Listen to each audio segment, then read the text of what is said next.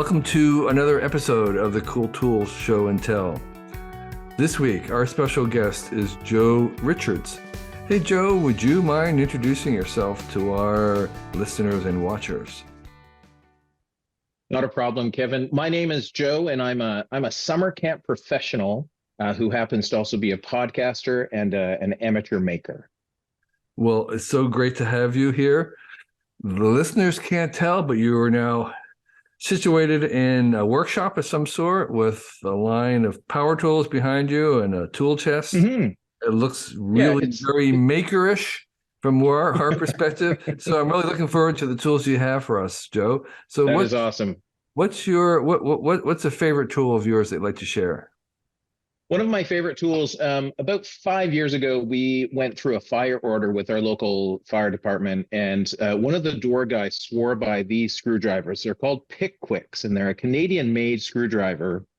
And it looks like a normal screwdriver with a handle. The thing is, and it's hard to see, but all of the bits are stored in the handle. So when you go to change a bit, you actually pull it out, and it's a full-sized bit that you can actually put in your impact drill or into your impact driver or drill, and then you literally just push it up to get the other bit you want.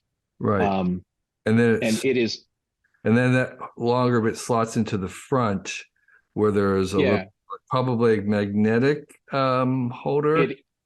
It is magnetic, which then turns your tip magnetic as well, which is super handy because not all screwdrivers are magnetic. Right. And as a Canadian, Kevin, I find it hard to shop in the States for screwdrivers because none of the screwdriver kits come with Robertson with square heads. Right. Whereas every multi-tool screwdriver in Canada comes with a square head because it's a Canadian invention, and they've been around for decades and decades. But they're very superior. And just for our ignorant American viewers like myself, a Robertson head on a screw is, instead of having the slot or the little cross of the Phillips, Robertson's a square hole with a square bit, and it is very much superior to even the Phillips. I don't know how it compares to a Torx, the little stars that. It's a good question. Here where we shop, like all of our deck screws since I've been building decks for almost 30 years, when you go to buy a box of deck screws, they're all square headed. They're all Robertson, which is so much better than a Phillips. Now, this is the other thing about Picquic as a company. They actually make a Torx one as well, and their lineup. I have, and for the viewers, and what I'm about to show is a lineup of a whole bunch of Picquic screwdrivers. And so we have the normal Picquic, we have the Allen key in standard and the Allen key in metric, and we have a Torx head. And then we also have smaller versions. I am not affiliated with the company, but when the builder the door guy who swore by it, it makes so much sense. Right. The other thing that is really cool is that built into the end before the plastic body, you can slide a 7/16 wrench over it to get that extra torque if you need to turn it. Right. So what he did was he took an open-ended wrench, or closed-end, I guess you'd say, and put it around, or put the bit of the screwdriver through it, pierce it, and that gives you an extra purchase on turning the screwdriver. And it locks right in there. I've never used it but I could get where it would be useful. I also found out today on the really tiny one, this is called their stubby, this fits a 3/8 wrench. So they've put it on all of their models. Right.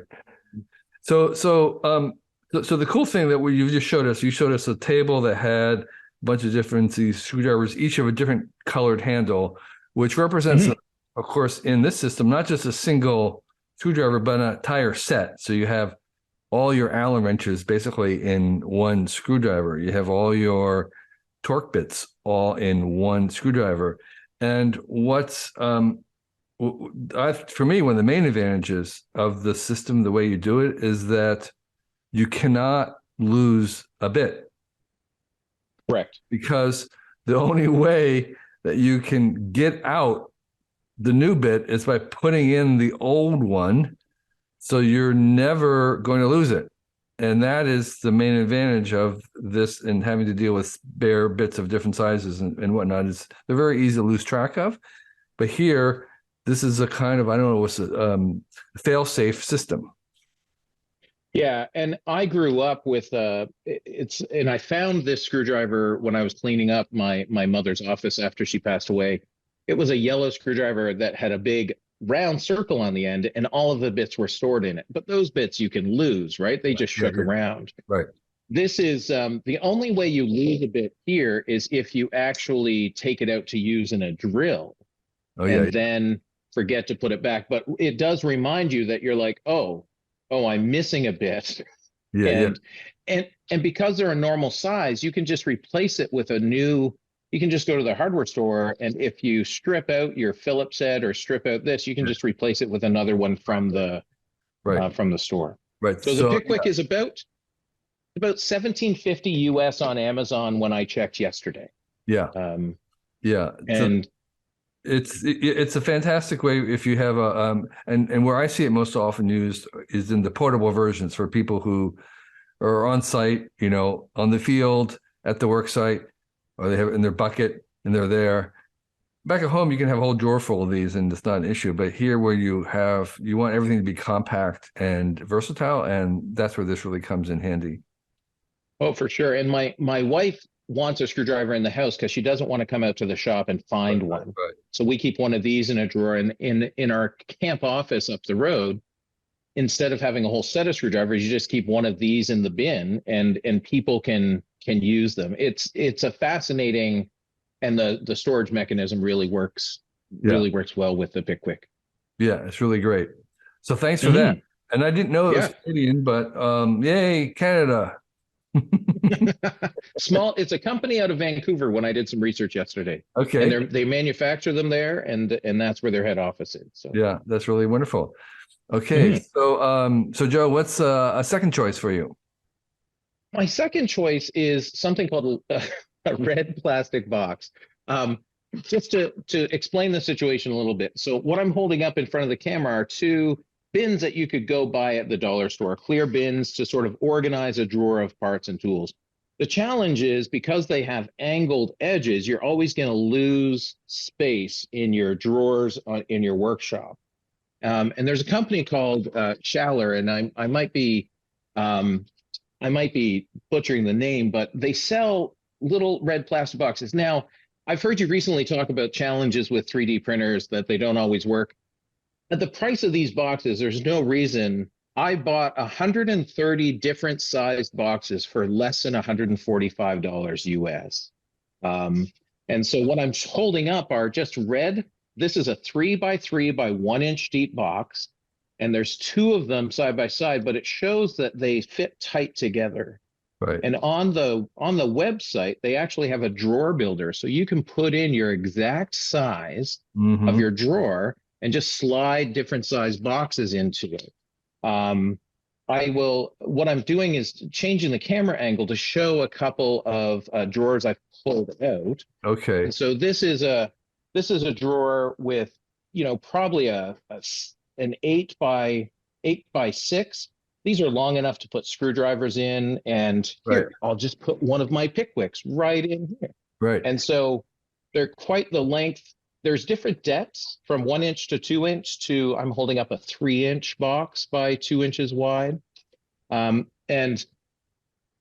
And then I have, another drawer that has many small of the 3 by 3, but they also sell these really tiny thin ones as well. And all of them are straight up, Kevin. Like they're all Right. straight, if that makes sense. They're all perpendicular sides, so they're maximizing the amount of space, and then that also keeps them from moving around. They're very snug against each other as they fell out of tray. And I guess they come in sufficient variety that you can probably come very close to within, I don't know, maybe half an inch of filling the entire tray, which is something. Yeah, on this drawer I'm holding up, you can see at the top, Yeah. it's maybe half an inch, but what that actually allows you to do is to pick the drawer up and take it Yeah. with you if you Right. need those Right. pieces.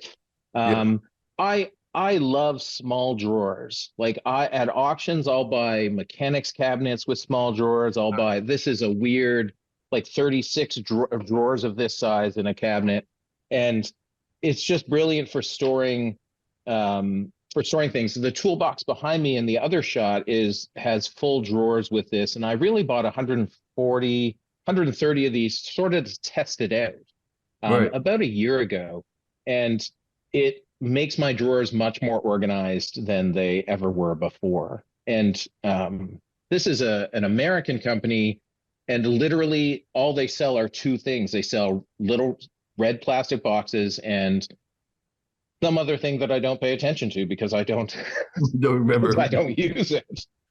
Um, But yeah, that's really great. Yeah, um, if you have a drawer full of things, the only way you can salvage a drawer is from becoming just a jumble of chaotic things you can't tell is to have organizers inside them.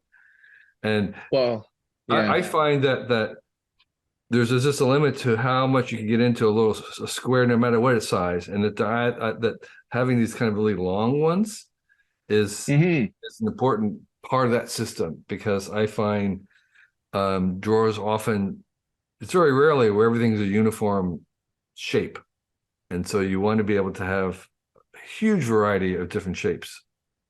Yeah, my wife is an organized person, and she hates my junk drawer. And so she bought the dollar store sort of plastic bins with the angled up, and they serve a function in the junk drawer in the house. But out here in the shop, I'm not sure where I discovered the red plastic boxes, but Mhm. it's it's amazing how much organized you feel when you open a drawer and you're like, oh, that's where my erasers and extra pencil lead are for all the mechanical pencils. Perfect. I'm just Or curious. that's I'm just curious if they have to be red. they do sell blue, but I Okay. don't know that they're in every size. Okay. Well, they must have gotten a good deal on the red plastic by the train load. Um, uh, Yeah, and as I said, like a 6 by 6 by 1 inch box, 1 inch deep, costs $2.52.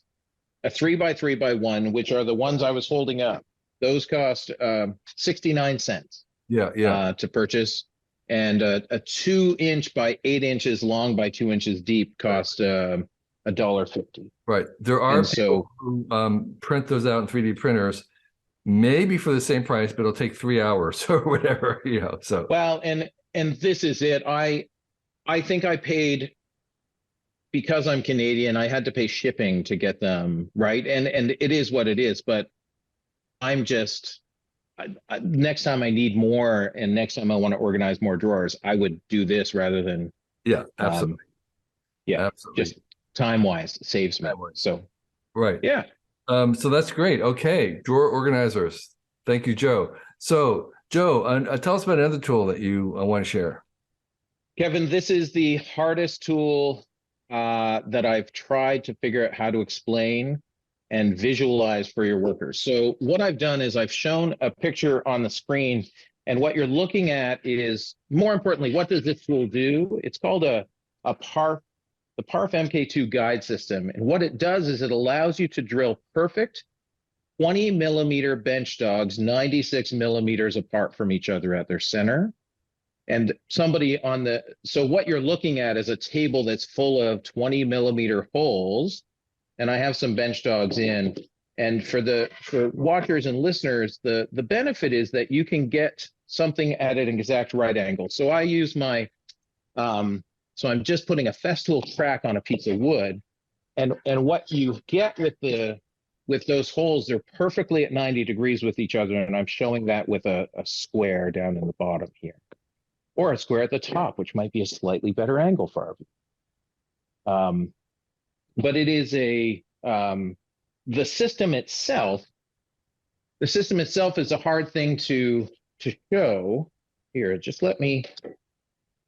What I'm holding up now is a piece of machined aluminum, and it has 1, 2, 3 20 millimeter holes, and it has some pins in it, pinholes. And the way this works, and I was, once again, Kevin, I was having a hard time trying to figure out how I would show it. But the system comes with a whole bunch of small bits, including a 20 millimeter cutter, Yeah. which I'm showcasing there, and a 3 millimeter drill hole, a drill, sorry. And what we do is it also comes with these two rulers. And so this is the key, is that it uses Pythagorean theorem to essentially use these pins, which is a small, it looks like a tack almost with a 3 millimeter rod on the end. And it's hard to see from this distance, but in this table, I have some uncompleted holes. And so what you're looking at, or what people are looking at, are these 20 millimeter holes. And then there's a spot where there's no 20 millimeter holes. And that was really for me to, because I wanted to put a router in.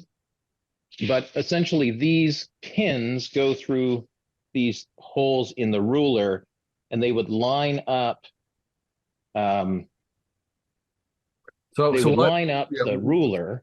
So while you're doing that, I wanted just to explain again to the listeners. So what we have is we have a table that has a grid of holes in it, and the holes in this grid enable you to put these dogs. They're called dogs. They're like a little cylindrical stump that fit in and sit in there, and those little stumps protrude up, and they allow you to guide your boards, your work. Sometimes they do it. They have metal versions of this for welding. And so so this jig that you are going to show us is the jig that help you drill the holes, if I understand where you're going. Is that right? Correct. So there's two parts to the system. So the ruler gets held in place by these pins, right? And then it has these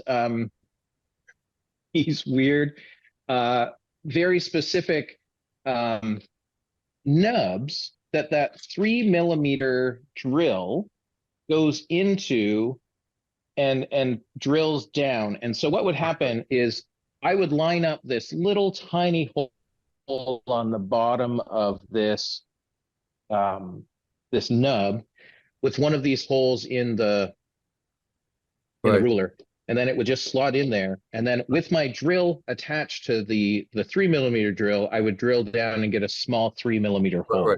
Right. So what the system is trying to do is trying to give you the most precise way possible to drill these pilot holes and then later holes, because unless they're exactly precise, they're not that useful. Correct.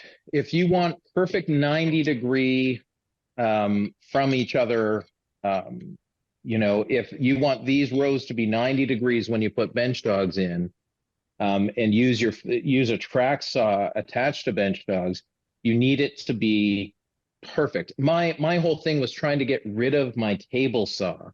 And in this, where I'm standing, the shop is, this is a 4x8 table that you're looking at, Kevin.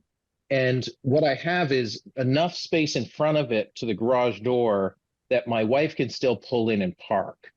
And I have a small Bosch table saw, like a contractor's site saw, that I do some things on, but it's up on a shelf.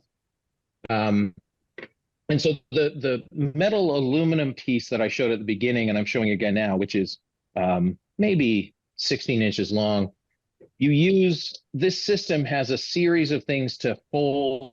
So this is a little bench dog to hold it in place, so that I can drill a hole. It's going to reference off of one of the ones I've already drilled. And then this pin is going to hold it in on the other end. And then if I would know that that's perfectly aligned with this row of bench dog holes if I drilled that one down right there. Right. So this is a system for laying out an exact grid of holes, about 6 inches apart, on a piece of plywood or MDF or something that would serve as your new work surface. Well, correct. And the reason that I the reason that I think it's such a cool tool is that you can go to many woodworking stores and buy a table that has bench jogs already drilled into it. And for a small one, you're looking somewhere between $80 and $120. And for a large one, you're looking anywhere from $200 to $300. The reality of this is you can create your perfect size. So I just drilled this is a full sheet of MDF. And because it's MDF and I have this system, even as I cut into it with my track saw, because I use it as I don't have a miter saw in this shop. And I use this as my miter saw, cutting things. And as you cut into it, eventually you'll want to replace this tabletop. Right. And because I own the system, I can do that. Or especially because I'm on site at a summer camp year round, Kevin, we have another table similar to this up at the actual camp shop. So it allows me, for the price of, I think the Parf system US is around $240 to buy the Parf MK2 system. But once you own it, and all you need is a piece of wood. And I've seen other makers build smaller portable ones so they can take their tracks on a few bench jogs and get those perfect 90-degree cuts wherever they need to with their track saws, instead of traveling with a miter saw. And if you've ever moved a miter saw from place to place to cut decking or whatnot, you can understand how a portable track saw with a battery and a small table is much easier. Yeah. Do you know if you can cut through a sheet metal? I don't think that, I'm just removing it. I don't think I'd try. Okay. I think that I think the only limiting factor for you would be the bit. Right. If you had a bit that had sheet metal, I'm sure that you could try that with your own bit, just not with Joe's bit. You'd use a step drill for it, and I guess you could put that in. Yeah, and it's this challenge of getting that perfect 90 degrees, right? Is always going to be the challenge with any time you build there's a couple of things about building in a shop, which is that if you make it look too pretty, you're never going to utilize it the way that, it's a piece of, it's a tool. It's a tool, and it's a throwaway. The top of your table is really a throwaway item. Right, if it gets glue on it, right. Like, you want to be able to use it and then replace it without feeling like you can't bang something on it, you can't do anything on it. And this system has worked out really well for me. I bought it during the pandemic. I had to order it. It wasn't available in North America. I ordered it from the UK at that point, and then had some time on my hands to redo my shop. Well, great. So this is the centerpiece. This table is the centerpiece of all of the making I do for camp in this shop. Yeah. I hope that explained it well enough. Yes, I hope so too. It's a difficult tool to imagine. It is, and particularly for those who are listening to see it. But it is a modular system of holes that allow you to hold wood without clamps in the middle of tables, especially, which you can't even get a clamp to. Although you can make versions of it that have clamps in the middle as well. Well, and these 20 millimeter holes, there are a series, Kevin, of clamps that work, that work by going down into the hole and still allow you to clamp. Right. And 20 millimeter is the correct size for that, and it works great. Yeah. So to hold it down in the middle of a table, I have a series of, essentially, I don't know what you call those. Welding clamps is what you can buy, but there are a series of ones that can go into the table and then hold it down from the top as well. Right. So you can clamp, the benefit here is you can clamp pretty much anything to your tabletop as well. Right, exactly. Well, that's really great, Joe. Thank you so much for that. So we have some minutes. Why don't you tell us about what you are excited by these days, or a passion project that you're working? I have one more tool. Oh, I'm sorry. Did I miscount? I miscounted. Okay, tell us about the So this tool. this applies to what you're looking at on screen. Is I've given, if you're listening, I've given the same image of the tabletop, and what you're looking at is essentially an extra large cutting mat. And so you'll see these if you watch maker videos, you'll see people with the Yeah, green cutting mats, and right. I have, I'm holding up a small green one that I got once again when I was cleaning out my mother's sewing room. She had, seemingly hundreds of small healable cutting mats, and what I discovered at somewhere, and I bought from Joann's Fabric in the States when I was there for one day. This is a 33 by 50 by 56-inch white gridded cutting mat, and gridded inch by inch with an X in the middle. It's used by dressmakers and fabric maker, or and sewers, because it is so big.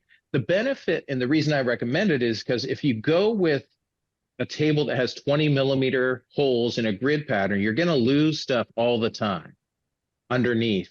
And the way I've built this table, if I drop something in one of these holes, it might end up on top of a filing cabinet that's a drawer underneath this Right, table. right. And so this is $70 at Joann Fabrics, and I can't express how awesome it is. What lives on top of this table most of the time, because then I can do projects, and then if I'm doing cutting, it's still small enough that I can cut with my tracks on the one side of it with my bench dogs, Right. and So, yeah, for those listening, so it's a yeah, it's a kind of a beach towel sized mat that also has a grid on it. On the white backdrop is kind of fine dark lines, and there are rulers at the edges showing you the actual measurements.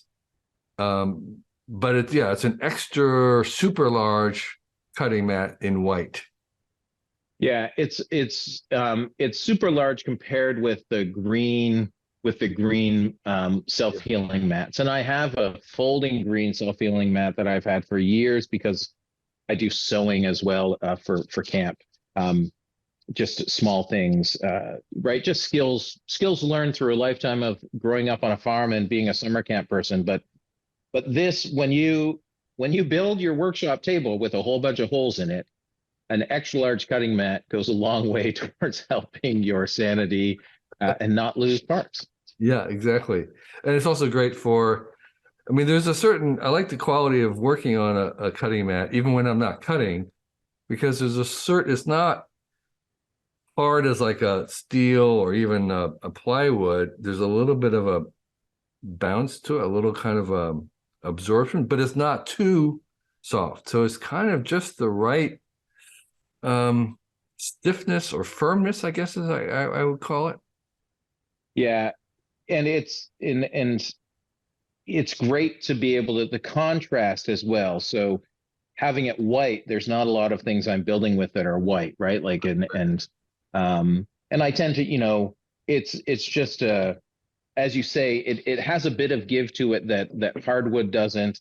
If you glue on it, the glue will just peel right off. It's super handy. Right. Yeah. Well, great. And you say you got that at Joann's. That's great to know. Um, Yeah, I priced it in Canada at a place called Fabricland, and it was $240 Canadian. And then I was in Port Huron, Michigan, and it was $80 US. But Joann's always has coupons, so I think in the end I paid $35 for this, man. wow. What a bargain. Um, okay. Well, thank you, Joe. I'm sorry I miscounted, but that does bring us to the same opportunity as we had earlier, which is tell us about things that you're excited by these days. So there's two things, Kevin. I'm a summer camp guy, and summer camp is right around the corner here in Ontario, Canada. Right, campers will arrive and staff will arrive in about a month's time, the beginning of July.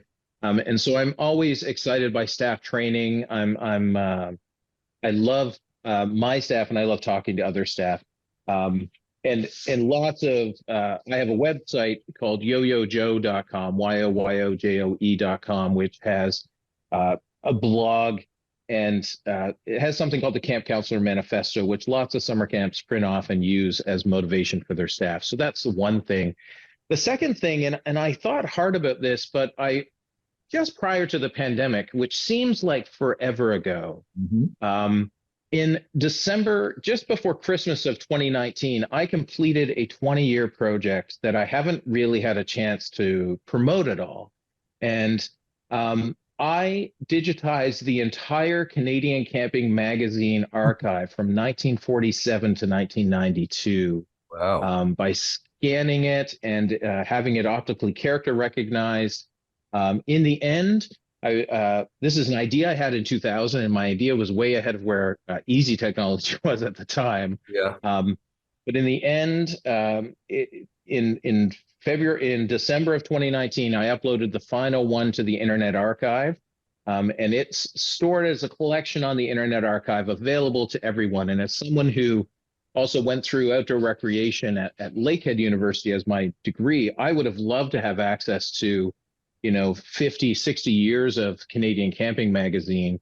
And if you just go to the Internet Archive and type in Canadian Camping Magazine, you'll find the collection, and it's full of interesting facts and tidbits, and it's a project I'm really proud of. But it's one of those projects that you just do because you're like, oh, Yeah. somebody needs to do this. This should be interesting. Yeah. And, Well, yeah. and then, So having done that, and so I had a particular weakness for old magazines. My very first job growing up, Westfield, New Jersey, was working as a page in the public library.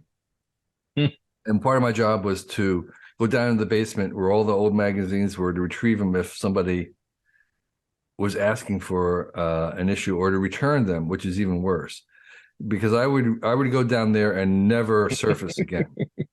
I would start looking at these old magazines like Scientific American, Popular Science, whatever it was, Life magazines, Boy's Life, and it was like cocaine. It was just so mesmerizing. And it was often the ads, not even the content. And I'm wondering, yeah. in your own journey into the past that way, were there things that you learned, tips or advice or other things that you learned from those old issues that you would recommend that people go back to look for?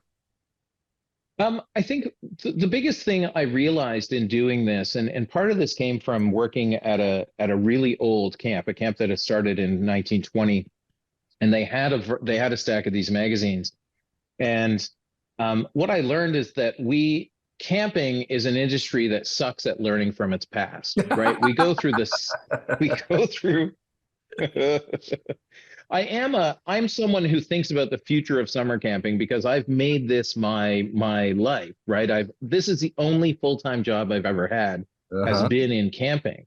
And the thing I learned is that we redo the same things over and over again, and partially due to the fact that we hire the same age kids every summer, meaning that as we get older, the youth who are doing these jobs are the exact same age they were 30 years ago, right? They're all 16-year-olds with a different take on life. But I also learned that there's a ton of people who volunteer their time and effort to make a movement like overnight summer camping happen. And to read through those, and they had poems and quotes, and the ads, once again, yeah, the ads are something else altogether to look at. But I think what I learned most is that we're an industry that's doomed to keep repeating unless we learn from our past. I think you've said it in numerous things, right? That if we don't know our past, how can we aim at the future or figure out what the future is? And recently, I've been doing some of the future scenarios with the Institute for the Future, and it's amazing how, coming from a summer camp lens, it allows me to think about, like if that happens, these are the things that would be helpful in camp. And I think the other thing that I'm disappointed in is that there's the online world has taken those magazines away from us, right? In the sense that there's no monthly or bi-monthly magazine currently dedicated to camping. The American Camping Association has one, but it's a closed silo. They don't allow people to see it or back copies. I Why? suggested they put it side by side with the Why Canadian don't they? Camping Magazine. Why don't they allow outsiders or public to see it? I don't know. I was once upon a time I was at the American Camping Association's headquarters in Indiana, and Uh-huh. I asked that question of someone in that Yeah, office, and it I didn't get an answer that was satisfying, because if part of our belief, a lot of camping's belief is sharing information is going to make us all better. sure, Because sure. if a camper parent sends their kid to camp and that camp sucks, they're going to think that all summer camps suck. And I'm Right, like, no, the goal is that we rise all summer camps up to a certain standard. right, right. Yeah, no, that boggles my mind that you would hide it or secluded or isolated or whatever. Um, well, I wonder if you could, what if we could have somebody go through, read the old issues and find one great article every month or a couple from the past and Well, I wondered if repurpose I that. had the idea that for a podcast, it would be great to like send a group of 4 camping professionals one issue to Yeah, read through, and then you meet and you talk about it, and you talk about how absolutely. it applies to today. And Or what the does not challenge apply. is once you're on too many podcasts, it's just a timing issue of how much time you have in your life to actually do your real job. So Right, exactly. Well, I mean, somebody should do it. Maybe it's not you. yeah, The formula is there. It could be someone who doesn't have 5 other podcasts. just two. That's all. Right, So right, right. we're all good. Um, well, this has been delightful. I'd love to hear sometime about what the future of camps are, overnight camps. Mm, I think one thing we've learned from COVID is, yeah, Zooming, remote work's not going away, but neither is face-to-face stuff. And so this is John Naisbitt's greatest insight. He was the futurist. He called it high tech, high touch. The more high tech we get, the more valuable the touch part becomes. And you don't do one at the cost of others. There's just one sort of emphasizes the other. And so I can certainly see as kids spend more and more time Zooming, an overnight camp for the summer. Man, that sounds fantastic. yeah, and I think the importance there is, Kevin, this idea of coming together in community in Right. person. I think that's what Sure.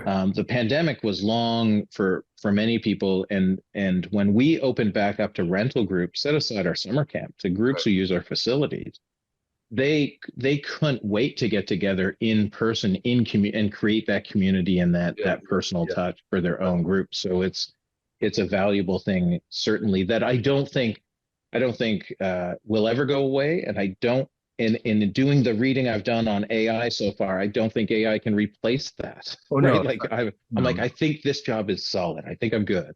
Right. 100%. I'll see you in 50 years. Yes, yes. Well, thanks, Joe. It was really great. I really appreciate it. How much fun it was, Thank you. and great tools. And thank you for taking time to share. Perfect. You're welcome, Kevin. Have a great day. This year, our Cool Tools blog will be 20 years old, which means we've been posting something new every day for 20 years. It's only possible because of the very engaged and knowledgeable readers and listeners like yourself. You've kept this place going, and we are very grateful for you. With this idea of 20 years in mind, we decided to try an experiment this year, and I'm inviting our guests and listeners to join me on our Cool Tool Show and Tell, which is the program that you're listening to right now. So if you feel you'd make a good guest on this podcast and have 4 uncommon tools that you'd like to share with us, please sign up on our form on the website, and we'll see about inviting you. You must be comfortable talking on a video, and you need to have some tools that you can show. We record on, as you know, on Zoom. We do a YouTube version, a video version of it, as well as an audible version. Fill out the form if you're interested, and list your four cool tools, and we'll see if there's a good fit. The applications aren't guaranteed in any way, and we're looking at tools that are new to us and appropriate tools, and whether the times will work for you. So we're really interested in hearing from people all over the world, not just in the US, although the tools have to be available online, easily available online.